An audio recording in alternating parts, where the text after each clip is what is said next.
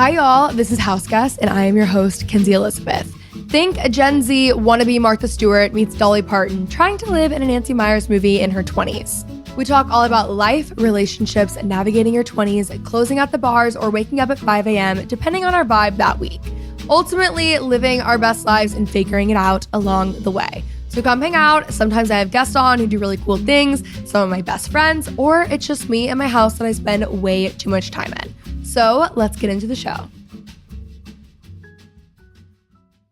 Hi, house guest. Welcome to my home. This week, you are coming over for a nice, comforting, actually the most comforting couch conversation you'll probably ever hear. This is actually a continuation of an episode I did a couple years ago that I myself reference and I think back to all the time, okay? Like, I'm literally referencing myself speaking, but it's okay because I am sharing people who achieved success, like, quote, later in life, people who didn't have it all figured out in their 20s, 30s, even 40s, people who started their careers that are wildly successful in their 50s and 60s. I just love the idea that you can reinvent yourself. It's never too late. Like, it's just like very comforting, okay? And then we're also actually hearing from a few of y'all who have sent in some great advice at our voicemail. Y'all can always call in. I will have that in the description. If y'all are watching on YouTube, be sure to subscribe. Comment where y'all are watching from. And then if you're listening on audio, first off, go subscribe to the YouTube channel, but also definitely give us a nice rating and review. Okay, anyways, I hope you guys enjoy and welcome to my home. Welcome to the couch, y'all. Today we are going over my favorite list. I actually would like to keep a running list and add people to this as I go. I recorded this episode 2 years ago where I started off by listing off people who have achieved success later in life. What I mean by later is not that they're old, and I don't need a single comment like that. It's not that I'm calling anyone old, okay? You're not old in your 40s, you're not old in your 50s, you're not old in your 60s. I'm gonna be that like 90-year-old woman who's like weightlifting and running. Actually, I don't know. Well, I don't wanna jinx anything by saying I don't know how long I wanna live. We'll see about that. But basically, no one's old. All right, before we get into this episode, like, please, I can't handle it. But I do think that there's a lot of societal pressure and there's a lot of self-induced pressure that we all put on ourselves to achieve or hit certain milestones by a certain age. And that just is not realistic. I think just with the development of social media in the past couple of decades, we didn't have that kind of access to people prior. So obviously it's like the best thing ever and the worst thing ever because you're comparing yourself to people's highlights all the time and you're constantly fed things of this 16-year-old went to Harvard and then, discovered a new planet and like all this crazy stuff. And I'm like, you see, I'm not there, okay? I just think there's a lot of pressure to do a lot of things by a certain age, whether that is put on us by society or it is something that we're doing ourselves. And it's very important to take a step back and remember that life is long, okay? And not everyone has everything figured out. Honestly, period. I don't think that anyone ever really has everything figured out. That's the one thing that you will learn from this podcast, from every single guest, is that everyone is really just trying their best. But it's actually very normal to find like your footing and evolve constantly in your career, which is why I really like this list. This is a list of people who have either found success, found their footing, or just evolved in their career, or changed it entirely, or really had their bigger break. Really, I would say 40s and on. I really tried to stick with 50s, but, Martha was 41, so we had to, lower the level a little. I, for one, put a lot of pressure on myself in every area of my life at all times, okay? And what the conclusion that I've come to is that life is long, and I don't want to do and achieve every single thing that I've ever wanted to do by 30. Like, that's boring. I want a very long career where I'm constantly evolving and changing. Obviously, what you want at 25 is going to be very different than 50, right? And you want a career and a life more than that is just different, where you're learning things, where you're changing your mind, where you're introduced, like you don't even know all the people who are going to be the most influential people in your life yet, right? Like, I'm sure the biggest thing that I do in my life, it might not even exist yet. Like, if you're in the digital landscape, which we are all affected by the digital media landscape, there are so many jobs and so many things that are going to be happening in the next 10 years that we've actually like never even heard of and could have never imagined, right? So if y'all are listening to today's episode and you are feeling down, maybe like a failure, maybe like you haven't done anything and you're comparing yourself to everyone else in the world, listen to this list and let it encourage you. I sound like an evangelical pastor, and that is not what I'm going for today, but this list seriously will like cure you, I promise, okay? Okay, so these are people who have either found success, found their footing, evolved in their career, or changed their career entirely. Something actually before we get to this list, my favorite thing to hear is someone who was a doctor their whole life and decided at like 40 or 50 that they actually really have a passion for being a school teacher and they ended up changing careers entirely, or someone who always wanted to be a doctor and decided to go to like med school at 50. Like, I love people who don't have any sort of like limiting belief about themselves and they're not following like a societal standard, right? I think it's such an amazing thing when you just decide that you want to do something and despite your age, despite what's happening around you, you just go and do it, okay? It's just like my favorite story. I think it's such a good quality in people in general. But I love to hear things like that because it shows you that like it's never too late. You're never too locked in. You can always start fresh. You can always start new. Like, something about that is very encouraging. So let's get into the list. Kris Jenner was 52 years old when the first episode of Keeping Up with the Kardashians aired. Martha Stewart was 41 when she published her first book, Entertaining, which then evolved into her career as a public figure as Martha Stewart. Ina Garten was 51 when her first TV show debuted.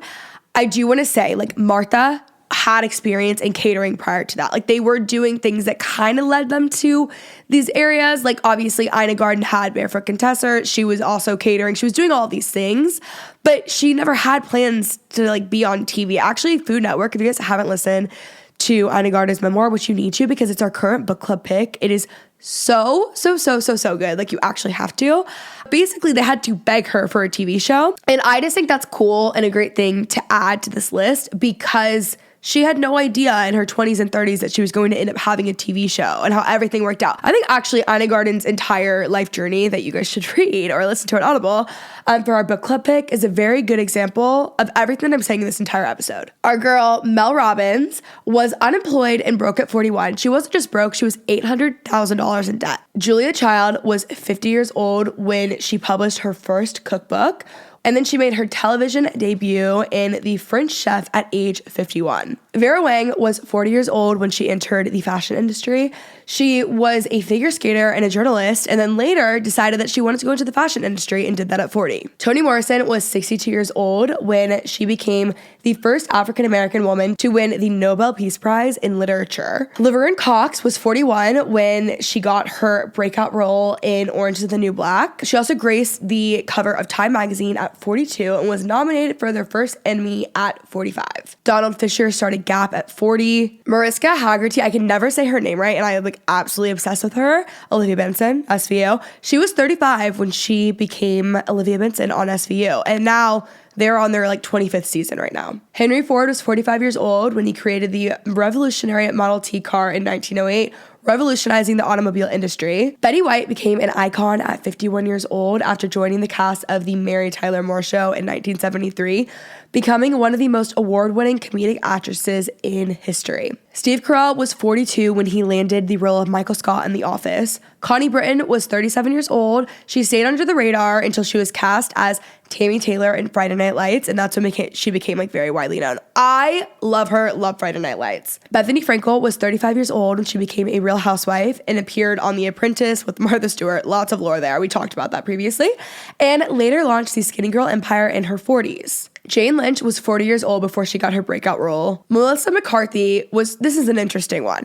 She was 41 years old when they say she hit it big with her role in Bridesmaids, but I just want to say, like, she was Suki in Gilmore Girls before, which is like one of the biggest TV shows ever, but I guess in that industry, that's what everyone says, so I don't know. I mean, agree to disagree. She was already like really an icon.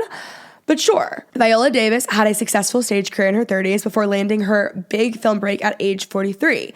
She was nominated for an Oscar for her role in Doubt. Morgan Freeman wasn't even famous until he was 52. Bob Ross spent 20 years in the U.S. Air Force. Upon retiring, he taught himself to paint and become everyone's favorite painting teacher at the age of 41. Samuel L. Jackson. 76-year-old Samuel L. Jackson is known as one of the highest grossing actors of all time who starred in more than 100 movies. He took interest in drama back in his early 20s, but he really only became world famous when he was 46 and he starred in Pulp Fiction. J.K. Rowling, before J.K. Rowling wrote Harry Potter, which is obviously Harry Potter, she struggled with depression, poverty, and was trying to recover from a bad divorce. She was looking for a way to provide for her child. I think she actually lived, if I'm not mistaken, I'm pretty sure she was homeless at one point. During that time, when she was at her lowest, is when she started writing Harry Potter. The first book of the series was published when she was 32. And that obviously kickstarted not even just like her entire writing career. That kickstarted like one of the biggest franchises in history. And she was broke. She didn't know what she was doing. She was just trying to provide for her child. She was getting a divorce. Like things were looking dim. Oprah Winfrey.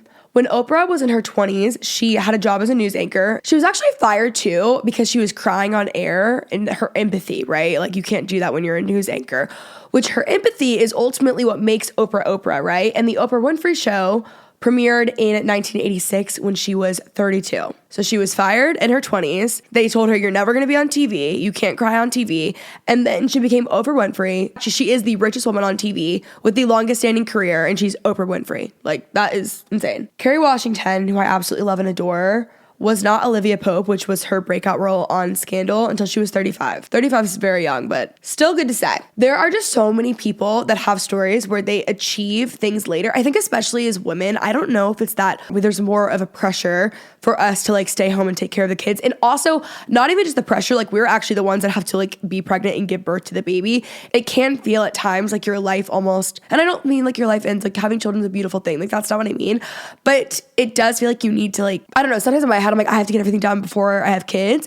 And that's just a boring life to live. Like I don't want to like work so hard, try everything that I think that I want, and then have kids and think that like I can't do anything past that. Like there's always something that can change and evolve. You don't have to have everything figured out in your 20s and 30s. You also can be in a career path and think that it's just dead and gone. You know what? Jennifer Coolidge is a very also good example. Jennifer Coolidge should be added to this list. Yes, she's been around for so long, but she really credits her like comeback role as the Ariana Grande music video. Like that is so crazy because she was in Legally Blonde, she's doing so many things, but said that like no one was calling her. It felt like her career in film was over, and then she had like a huge resurgence. Like it is never too late. It's never over. You can always evolve. How many times can I say evolve? It feels like it's such an annoying buzzword. You can always move into something that makes more sense at that time. You just never know what's really gonna be your big break. I think Martha Stewart is such an incredible example of this. She is only, in my eyes, really become like more relevant and more famous. And in that, obviously, in that career path, her level of fame does matter and does like kind of equate to some sort of success. Like she is still doing things. She's 82 years old right now, and she's still up and at it doing so many things. Like life is long. Your career, I've heard it explained as like your career is a jungle gym and not a ladder. And I think your life is a jungle gym, not a ladder. Like it's not just a straight shot is what we mean by that when people say that. You can fall down, you can figure it out, you can get off track, or you can think that you're off track and that track actually leads you to exactly where you need it to be. I love that list. I will make an infographic for our Instagrams. Remember, Kris Jenner was 52 when the first episode of Keeping Up with the Kardashians aired, which started the entire like Kardashian empire. Another good thing actually would have been to say, like back when Caitlyn was Bruce, like way back in the day, this is like years ago, before even Keeping Up with the Kardashians, Caitlyn Jenner had her whole like Olympic career, obviously was an Olympian, came back, didn't really have much going for her. Like they hadn't been built into this like crazy Olympian that's on like cereal boxes and stuff.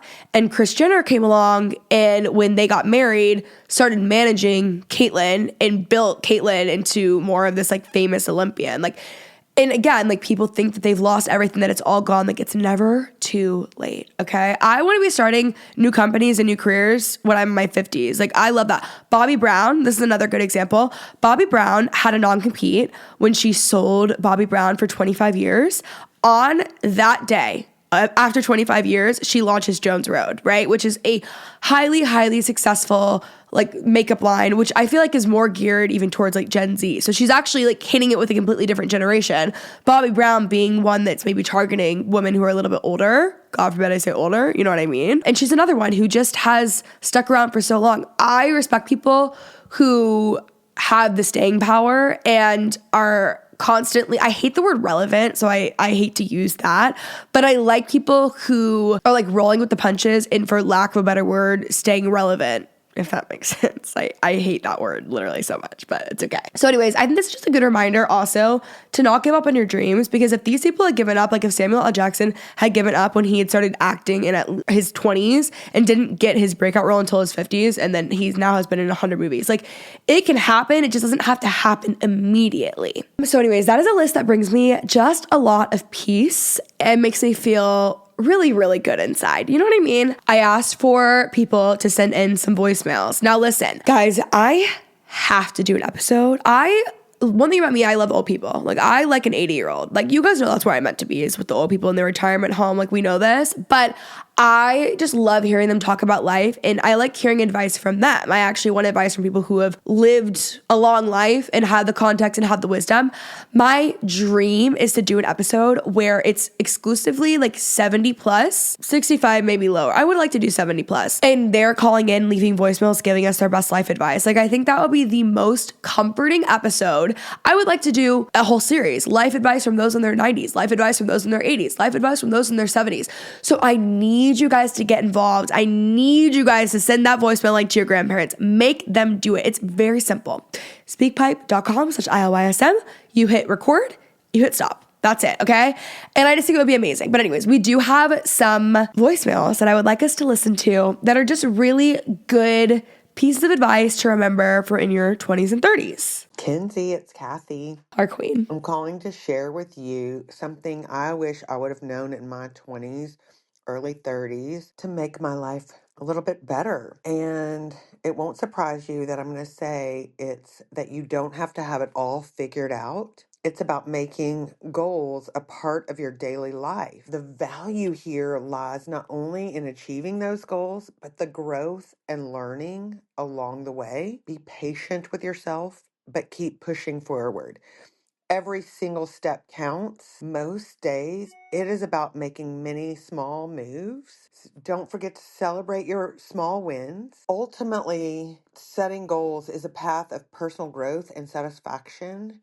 Knowing that you are actively creating your own life in your own way. So I challenge you to focus on what matters, invest in yourself, and choose discipline over regret. Stop playing it small, prioritize self-education, take a few risks, and always remember there are no limit to what you can achieve except the ones that we put on ourselves. Okay, I hope this is what you wanted. I'll talk to you soon. Okay, bye.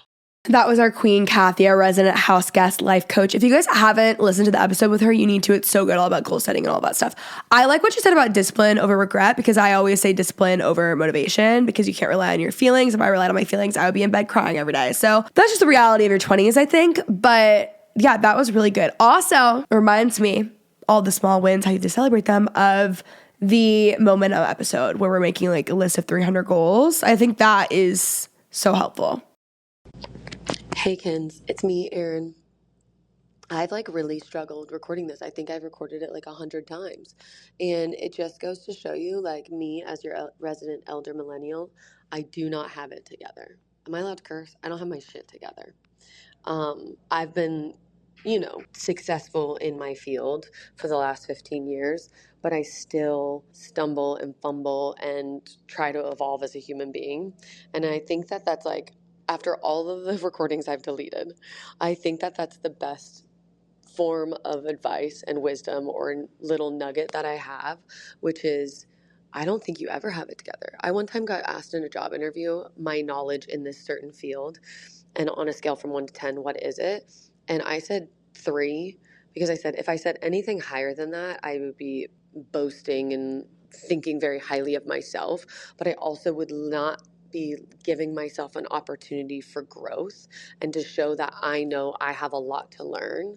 And I think that that's one of the things I need to continue to take with me, but other people continue to take with me, is that one, you don't have it figured out. None of us do. And number 2, give yourself an opportunity to grow, to change your opinion, to evolve, to get somewhere maybe different than you ever thought you would go. That's Erin. Erin is one of my favorite people in the entire world. She is like my weightlifting teacher. She's a very, very close friend of mine. She's like a big sister to me, but she owns a fitness studio, and her saying that just made me think too, you don't have to do everything at once, which I feel like I was saying earlier, but Erin started off, she was a runner her entire life. Then she got into the fitness industry. She was teaching at different studios, kind of moved around, was kind of bopping around, went into different things, was a private trainer, and now she owns a studio, which I'm sure people in the fitness space, I can imagine that being like the top of what your biggest goal could be. Sometimes you feel like because you have all these goals, you need to do them right this second, and you just try to bypass all the years that you needed to like build to even get there to begin with. So love that. That's another thing of like not knowing everything and also knowing you don't know everything, and that humility. Because if she went into that interview and was like, no, I'm a 10, I know every single thing, there's no room for growth. And then you actually can't do anything. So love that. Okay, the rest of these people I don't know. My advice is read your Bible and create a vision board. The Bible will teach you about having vision for your future and how to make it all happen. A preacher I follow Go off, once said, Linda. when God shows you a vision, a passion, a picture of you doing something that you've never done, being somewhere you've never been, accomplishing something you've never been able to do, it's actually the future calling you. Answer the phone. My name is Linda, and I'm 62 years old, and I discovered this truth in my late 40s, early 50s. Don't let this happen to you. God bless you all. Okay, go off, queen. Like, that was great.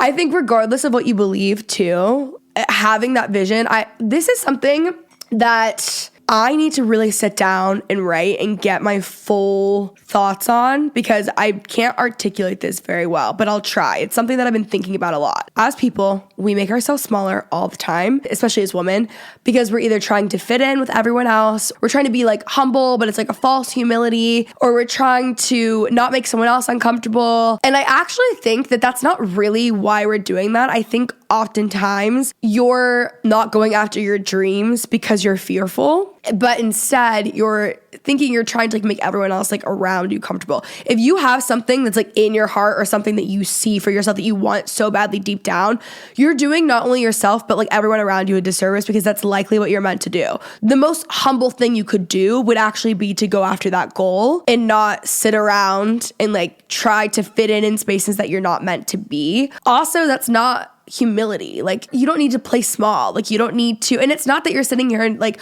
I'm the best person in the entire world, but I know everything. Here's the thing. People who are actually achieving really crazy heights of success actually know that they don't know much, and they're either the ones who are the most down to learn, or they're filling in the blanks and hiring out or outsourcing people that do things better than they do. Like, I think that the most kind and actual true humble thing that you could do is actually like go after what's in your heart. I need to like really flesh this out more in my head, because it's been something that I've been trying to articulate better. That's not the full thought, but it just made me kind of think of that. Hi, Kenzie and house guest. I am a 35-year-old woman calling in. I am relatively new at sage advice, but I have a little bit of wisdom that totally transformed my life in my 20s. So when I was 26, my older brother very unexpectedly passed away. And somebody at the time told me, you are never going to be this version of yourself again. And I found so much comfort in it to just know that I wasn't going to be stuck forever in that version of grief. And 9 years later, I can confirm everything has changed. There is so much beauty in my world. And now, every morning when I wake up, I remind myself, you are never going to be this version of yourself again. I find that it emboldens me, that it makes me more grateful for every moment, and that it reminds me that everything can change at any given moment for the better. So just tell yourself you're never going to be this version of yourself again, on good days and in bad. And I think that it will help you see your world in a whole new way. Okay, I love that. Also, just as someone who's experienced immense grief in life, that is very true. It doesn't mean that grief isn't something, like, grief is always a part of you, but the way that you feel, I'm saying this to people because I know a lot of people listen into this podcast who have lost someone, the way you feel in the initial, I mean, I know I'm only 1 year in with one, but I'm 6 years into another, I'm 8 years into another. the way you feel in the initial year or two is not how you're going to feel forever. Like the way that you can't move, you have to you feel like you're going to like punch someone or scream at all times. Like that doesn't last forever. Your relationship with grief evolves. I've said this a lot on the podcast, but as I'm saying, like I don't want advice from someone in their 20s and I'm 27 giving you this, but I do actually have good advice on this. Grief is a basketball. It's very heavy and it's massive, right? And it's not necessarily that basketball gets smaller over time. It's that your life gets bigger and you learn how to live with that. So over time, your relationship and how things feel around grief does change. I am very passionate about sharing that. It's not necessarily, it gets easier. I like the word easier. It gets harder in ways. Your relationship changes with it. It doesn't always feel the same. It's not always the same version. But I do say that because I know people who are in support groups who I'll go to something or listen to something and it's someone who's 20 years in who's like, I feel the same exact way. And I'm like, that's the only way that I personally could I hesitate to say this, but I mean in my personal situation with my brother, that's the only way that I could dishonor my brother, if that makes sense. Like he would kill me if that was the case. And I have so much empathy for people who are there. I'm not saying that's right or wrong. Just saying in like my own personal journey with like how I'm trying to navigate, that is the only thing that I'm trying to really stay clear of. So anyways, I love that. Even if you're thinking about grief in a different way, it doesn't have to be over a person, like grief in, this is my life here or moving, or I don't like when people can whatever. It could be change. It could be the end of something, right? It doesn't have to be a death. I think that's really great advice. Hi, Kenzie. This is Emma. I'm 29 years old, so I'm at the last few months of my 20s. But here are 3 pieces of advice that I wish I had known nearly 10 years ago when I was 20. The first is the importance of advocating for yourself. And this is something I wish I knew when I was in my first corporate job out of college. Nobody's going to get into your head and know what you want. Nobody's just going to give you what you want. You have to advocate for yourself. You have to speak up. You have to tell people what you want. Number 2, Mel Robbins calls this the splintering era in your 20s. When the people that you grew up with, you were doing the same exact thing on the same timeline. Everybody's now scattered, doing completely different things, completely different timelines. And you just can't even compare yourself to other people because everyone has different circumstances, what they want, different goals. So I think also as you get older, you become a lot more confident in your choices and your own timeline. And then number 3, kind of a 2-for-1, but just the everyday, the importance of the everyday. And I mean that by the habits that you have. If you want to be a reader, read 10 minutes a day, that accumulates to many books over a year. And just having those, appreciation for the everyday things, the little things, because that really is what makes up a life. And also just be clean and organized and on time to things because that makes life a lot easier. But those are a couple of my things, and I'm excited to hear what everyone else has to say. The everyday stuff is very Ina Garden of you. I love Mel Robbins in the splintering era, like that topic. That's so real in your 20s. And I think that's really, as people are starting to have kids later, that's really going into your 30s as well. But it's actually very normal. That's something I have to remind myself, like your friendships are going to change in your 20s so much because everyone is doing different things. You're changing so much. Who I was at 24 is not who I am now. Like it's just important, and it's important to remember that is normal. So, my sister and I are in our 30s, and so we had this saying when life would get really, really, really hard, and there just is no, I guess, high in sight. We would say it's just a toilet, meaning even if it's shitty, we just say it's a toilet. And so it would help with, just the hard days. But yeah, that is my advice. It's just a toilet. I like that advice because it's taking the power out of the situation and bringing it back to yourself, Hi, Kenzie. My name is Cameron Forbes, and I am the Love her. 25-year-old founder of Forbes Functions, a boutique event planning agency based in New York City. And although I've only been on Earth for a quarter century, I do really feel like I've learned one of life's greatest lessons, which is that rejection or failure is always just really redirection. So whether it is rejection in the form of something professional or personal or romantic, it really should always be seen as just a redirection. And oftentimes, I like to see it as a blessing in disguise. So, whether that's, a painful breakup with a boyfriend you come to realize wasn't the best for you, or not getting into your dream sorority, or not getting your dream job, and realizing that you absolutely love what you do now or you love the group of people around you. I think that, reframing rejection as redirection, thinking about what we gain when we lose something is so important. So, instead of thinking about losing that boyfriend or losing that job, think about what you're gaining instead. And I think, that has really helped me through so many moments of my life. And I really think, it may sound cliche, but it's so true.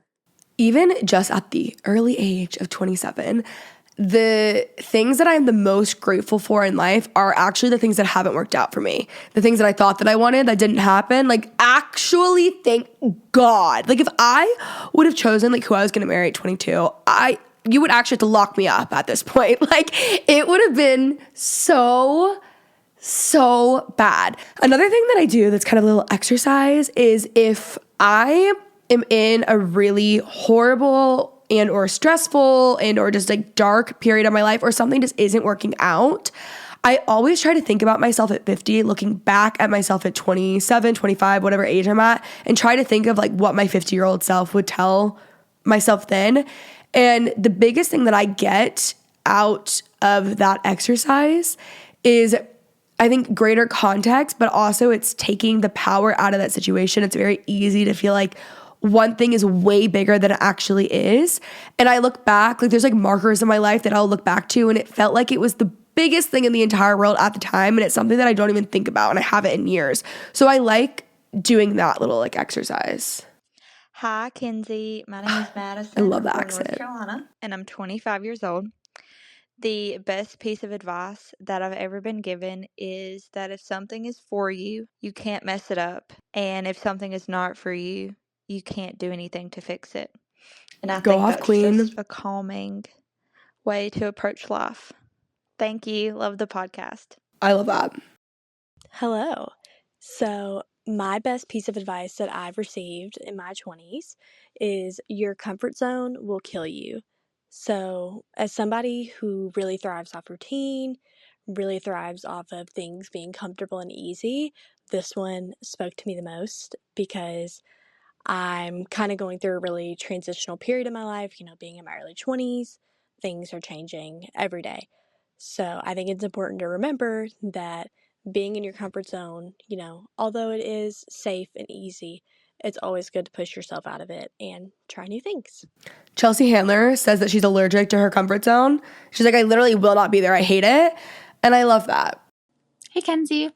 I'm calling in with kind of my greatest advice that I've ever been given, best things that I've realized. And for me, it's that everyone is responsible for themselves, meaning that you're responsible for your own responses and actions, which seems obvious, but that also means the flip is true. So I'm not responsible for how someone else responds to me. I'm not responsible for someone else's emotions. Of course, you always Okay, Mel want to move through Robbins. the world, at least I believe this, kindly and with compassion.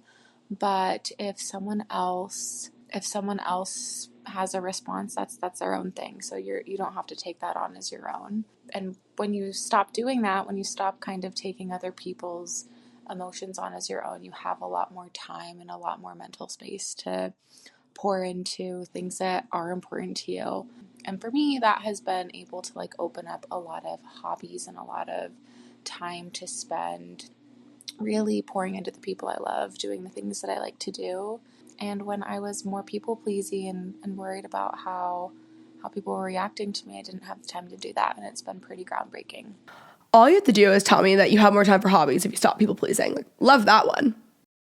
Hi, Kenzie. This is Hannah. My biggest piece of advice for my younger self is to know when you've outgrown something and to not be complacent with complacency. Even though going through challenging times, especially when you are putting yourself through them, can be so difficult and feel so painful, it's important to frame them as growing pains. I'm not saying to stay in places that are harming you, but just when you get to a point in life where you can tell that you are not growing and you're overly comfortable, really check in with yourself and ask yourself if that is the season of your life that you are supposed to be in. I grew up in Baltimore, Maryland, and I hit a point after college where it's like a fish can only grow as big as its fishbowl, and I was in such a tiny fishbowl. And I was not going to grow in my hometown. I'm sure some people could. For me, I wasn't going to do it. I ended up moving to Chicago with no job, which I'm not saying I recommend. I am saying that it changed my life, and it made me learn to have faith in myself and to trust myself. And I grew exponentially, and it hurt, but those were growing pains. Like, we think about growing pains as puberty, as this like physical thing, but I think that they happen emotionally, mentally, and in your soul as well. It's hard to have that discernment, but just know that being comfortable and being complacent are two different. I love that one. I will start thinking like growing pains like that. I'll be taking that from you. Thank you.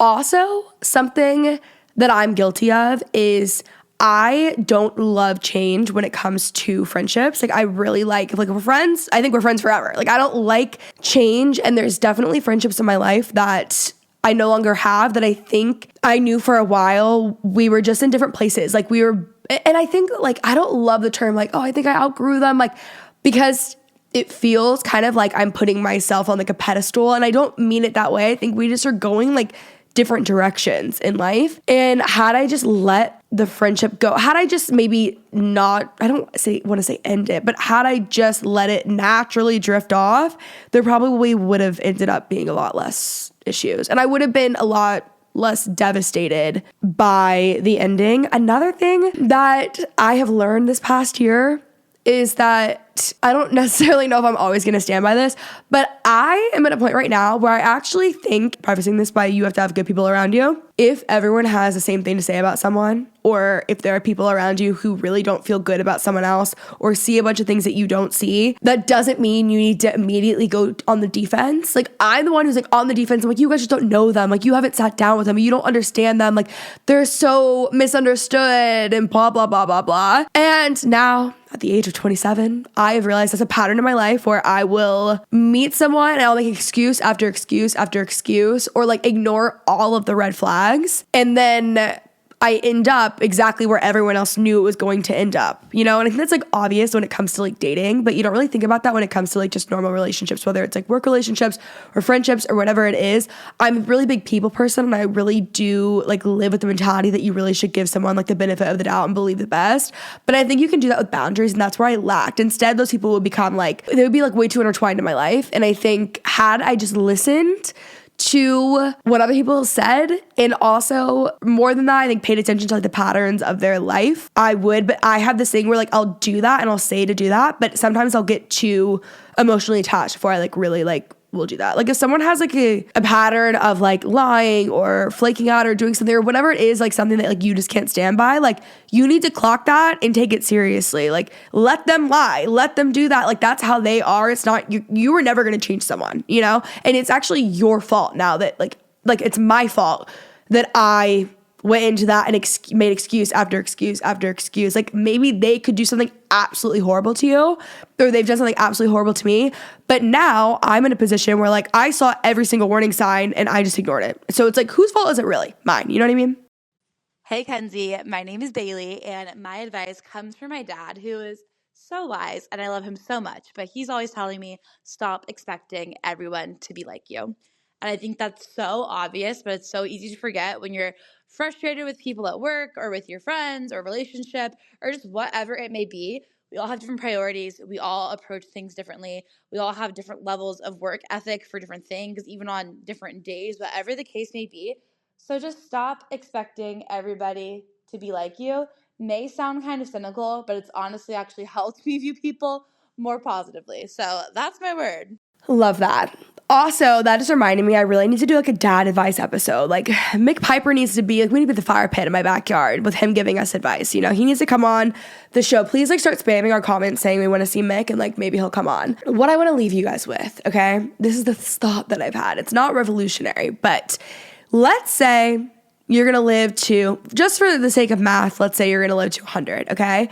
At 20, you're 20% through life. At 30, you're 30% through life. But really, think about it this way. Your brain does not fully develop until you're 25 years old, okay? So some people are like, I didn't become an adult till I was 18, I'm 25, I'm really only 7 if you think about it. No. Your brain doesn't develop until you're 25. Like, honestly, anything I did before 25, it's a wash. Like, I don't even pay attention to any of that. Seriously, like, that wasn't me, I don't care. So now I feel like I'm 2, okay? And that helps you to remember, like, you're so young. Even at 35, you're 10. At 45, you're 20. All right? Like, can't blame you. Like, honestly, to achieve these crazy things at 45 is insane because you're actually 20 years old, if you think about it, you know? And that's just like a really good way to view life. And even at 45, it's like, oh, you're only 45% of the way through. So that is it for my episode of people who have achieved success later in life. You don't have to have it all figured out right now. You don't have to do it all right now. Life is long. Why would you want to do everything by 30? Then you're going to be bored for 70 years, okay? That would not be very fun. It's also not very business savvy of you. There's a lot more money to be made if you think about it, guys, all right? Also, not fun, not cool, not very fab. We don't need to do it all. It's fine, okay? Life is long. Things will work themselves out. I would also venture to say that like half of the jobs and the things that you guys are going to do and create in life do not exist yet. So like literally do not stress out about it, okay? That's it. Love you guys so much. I hope you guys enjoyed today's episode. Subscribe if you guys are new here. Comment below if you guys have a story of someone. Actually, comment below what age you are. And then also, if you have a story of someone or you know someone that has completely changed career paths or changed their life entirely from 40 beyond, please leave a voicemail. I'm going to leave the voicemails open forever, right? So we can start collecting these, okay? So I'm looking for people who have completely changed their lives and evolved at some point. And then I'm looking for any advice from people who we'll go over the age of 40, okay? I'm really looking for like 70 plus, but you know, they're not really on SpeakPipe. So I think that's going to be a little bit harder. You know where I need to go? I need to go into the Retirement House podcast. I need to go there. But I also need to start going, that's what I should do. House guest tour of retirement homes across America. That is actually a dream. That is what I need to be doing. So anyways, I hope you guys enjoyed today's episode. I love you guys so much. I really hope that this episode helps because it genuinely like really does help me all the time. I think about it every single day. So love y'all and I will see you next week.